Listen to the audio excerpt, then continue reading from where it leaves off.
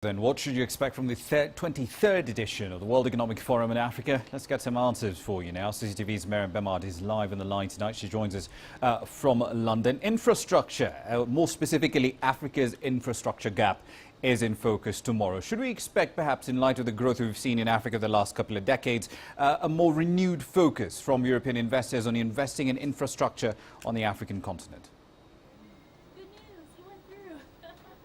Well, Rama, you know what? It's a bit of a mixed signal on this end. Infrastructure is a tricky one for investors. You know, some experts say it's seen as an unreliable and expensive to finance the costs of infrastructure, despite the fact that Africa's growth is constrained until the infrastructure deficit is actually tackled.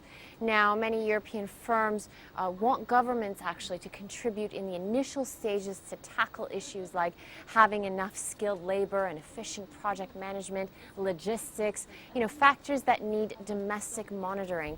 Now, analysts say on the flip side, many development finance institutions are trying to attract Western companies by making it easier to access local capital markets, raise long-term financing for infrastructure projects in local currencies, for example, to reduce concerns over exchange rate risks, and in that sense, attract more Western investors.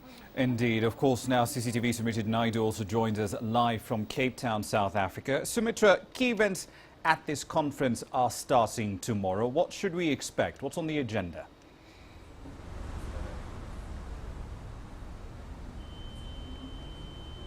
Well, quite a bit, Rama. The agenda is really busy.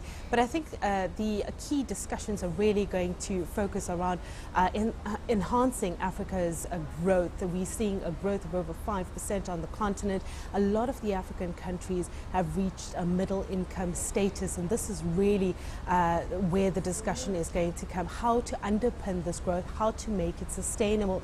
We already saw quite a few discussions today, meetings, debate around how we can actually enhance this growth. There was lots of discussion around infrastructure development, the use of technology, and also unemployment to address this huge problem that we have in Africa, youth unemployment in particular.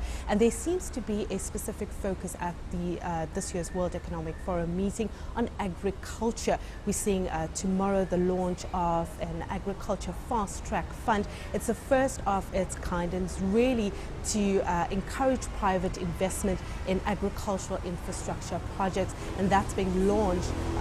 That's actually a partnership between USAID, the International Development Agency, the African Development Bank, and the Swedish government.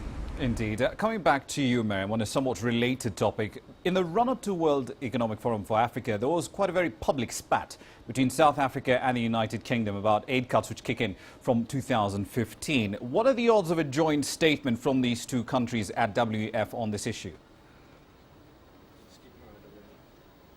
Well, for now, Rama, you know, the common expectation is that it won't happen.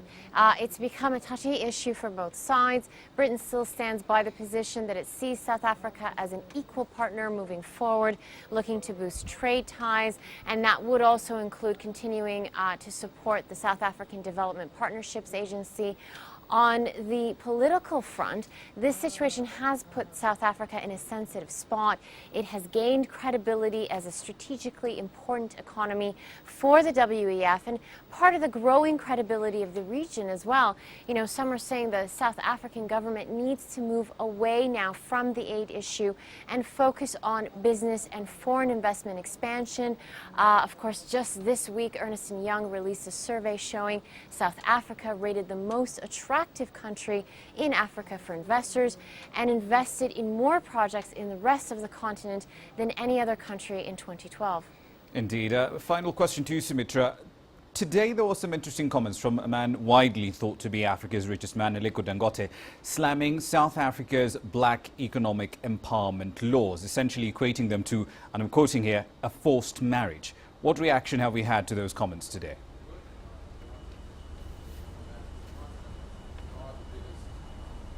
Well, you know, those comments are not new. Well, it may be new from Mr. Dangote, but these concerns have been coming through not only from business people from outside of South Africa, but from business people within South Africa as well. And we do know that the BEE policy currently in place is undergoing some changes. There will be some new legislation, but BEE is here to stay. And this has been a big concern because, you know, the concern really is around the fact that international people can't come into South Africa and do business unless they have a South African partner. And we did see South Africa's Trade and Industry Minister Rob Davies defending his position on BEE policy. He says it was really important because there are many sectors of the economy at the moment that have very limited black economic importance, so empowerment. So it was really important for this policy to be in place. I don't think they're going to move away from it, but the concern coming through is that it's really hard to do business in South Africa.